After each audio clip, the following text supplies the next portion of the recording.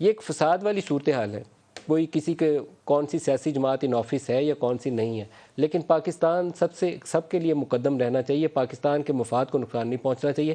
ابھی پاکستان کی اکانومی بھی ڈوب رہی ہے. سیکورٹی اور اسٹریٹجک میٹرز دیکھیں تو اس کے اندر بھی فوج کے سربراہ کے حوالے سے یونیفارم ان آفس لوگوں کے اوپر جو کچھ کہا جا رہا ہے، ہمیں اس کے اوپر کچھ سر جوڑ کے بیٹھنا چاہیے. ہمارے بڑوں کو، پاکستانی قوم کے جو رہنما ہیں، ان کو اس کے اوپر غور و فکر کرنا چاہیے وے فارورڈ کے اوپر. دیکھیں ملک صاحب، گزارش یہ ہے کہ پہلے آپ اکانومی کی بات کر رہے تھے. بات یہ ہے کہ ڈالر کے اوپر پریشر مین چیز ہے، اور دوسری چیز جو ہے وہ جو فیول پرائسز ہیں، سب سے بڑی بات پیٹرول کے علاوہ جو ڈیزل پرائس ہے وہ یہ انفلیشن کے لیے کافی ہے. اور پھر یہ پریشر کیوں ہے؟ اس کی وجہ ہے کہ ایکسپورٹ جو ہے وہ ٹھپ ہو گئی ہے ایک دم سے، کیونکہ لوڈ شیڈنگ جو ہے، لاہور جیسے شہر میں اگر 14 گھنٹے بجلی جائے گی تو اسی طرح فیصل آباد میں جائے گی، تو یہ انڈسٹری جو ہے وہ تو ظاہر ہے یہ محتاج ہوتی ہے اپنا بجلی کی اور گیس کی اور اپنا یہ ڈیزل کی. یہ ساری چیزیں جو ہیں اگر کم یاب ہو جائیں گی، ان کی قیمتوں میں اضافہ ہو جائے گا تو، اور ڈالر کے اوپر اتنا پریشر آ جائے گا. اور آج تو اتنی زیادہ افواہ گردش کر رہی تھی کہ یہ کہیں رکنے والا ہی نہیں ہے. یعنی کئی لوگ مختلف فگرز بتا رہے تھے کہ بھی اتنے کا ہو جائے گا، اتنے کا ہو جائے گا.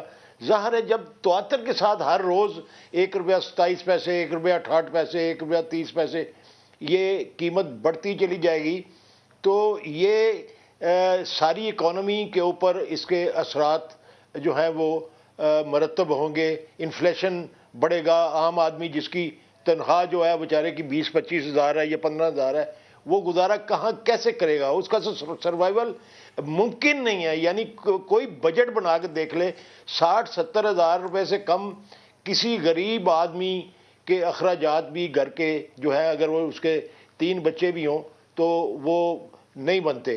تو یہ ساری میں سمجھتا ہوں کہ اس میں پالیسیز جو ہیں وہ ایک تو سب سے بدقسمتی ہماری یہ ہے کہ ہم اپنے وسائل کے اوپر انحصار کرنے کے بجائے، دیکھیں اگر ہم یہ بجٹ جو میں نے دیکھا ہے اس کے اندر مجھے بڑی حیرانگی ہوئی کہ اس کی جو اپنا جو انکم ٹیکس نیٹ ہے اس کو بڑھانے کی بجائے اور دیگر ٹیکسز جو ہیں ان کا وسیع کرنے کی بجائے اس کا نیٹ ورک انہوں نے جو ٹیکس دے رہے ہیں ان کے اوپر ہی بوجھ ڈالا ہے.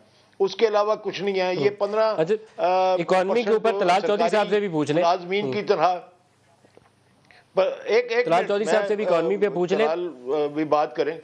یہ ضرور کریں بات، لیکن میں تھوڑی سی چند لفظوں میں مکمل کر لوں. گزارش یہ ہے کہ یہ اگر ہم اپنے وسائل کو استعمال نہیں کریں گے اور ہم یہی کہتے جائیں گے کہ جناب عمران خان بہت برا تھا، اس نے 10 روپے کم کر دیے، یعنی اگر اس نے اپنے وسائل سے 10 روپے کم کر دیے تو یہ برائی بن گئی ہے، یہ کوئی تباہی بن گئی ہے. وہ برائی تھی. میں آپ سے یہاں اختلاف رکھتا ہوں کیونکہ آپ جس کرائسس میں پھنسے ہوئے ہیں، اس کرائسس کی وجہ یہ ہے کہ آپ کے پاس پیسے نہیں. ملک صاحب یہ سارے $50 ہیں، یہ فگرز کی باتیں ہیں. دیکھیں میری بات سنیں، اگر کوئی بندہ ہیلتھ کارڈ دیتا ہے تو یہ برائی ہے؟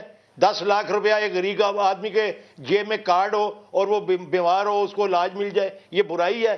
نوجوانوں کو اگر مکس اپ نہیں کریں مختلف چیزوں کو، جو $80 پہ قیمتیں تھیں، اگر عام آدمی کو، غریب آدمی کو، غریب آدمی کو 90 پہ گئی تو انہوں نے 150 کا کر دیا، اب 125 پہ چلا گیا. نہیں سر ملک صاحب یہ بڑی لمبی بحث ہے، آپ کے لیے کرائسس ہے. اس میں پڑھیں گے تو پھر ایک ایکسکلوسیو پروگرام ہمارے سامنے سری لنکا ہے، نیکسٹ دور بھی نہیں جانا. نہیں، یہ کوئی ریالٹی نہیں ہے. ریالٹی یہ ہے کہ حکومت کے فرائض میں شامل ہے کہ وہ عام آدمی، غریب آدمی اور ہر شہری کو وہ سہولت دے.